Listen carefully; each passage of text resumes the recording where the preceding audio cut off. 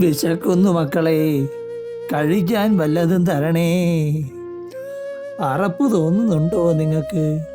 എന്തേ, പേടി തോന്നുന്നോ? വിശന്നിട്ടാണ്. അലഞ്ഞലഞ്ഞ് ആരോഗ്യവും ഇല്ലാതായി, മാറാവ്യാധിയും പിടിപെട്ടു. എൻ്റെ ദാരിദ്ര്യം എൻ്റെ തെറ്റല്ല മക്കളെ. ദാരിദ്ര്യമെന്നാൽ പട്ടിണി മാത്രമല്ല, കിടപ്പാടമില്ലാത്തവരാണ്, കുടുംബം പോറ്റാൻ കഴിയാത്തവരാണ്.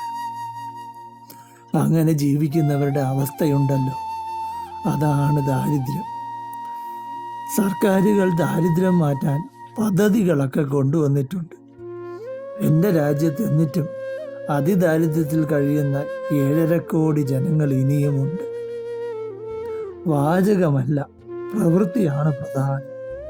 ദാരിദ്ര്യമില്ലാതാകട്ടെ, ഞങ്ങൾക്കും നല്ല കാലം പുലരട്ടെ.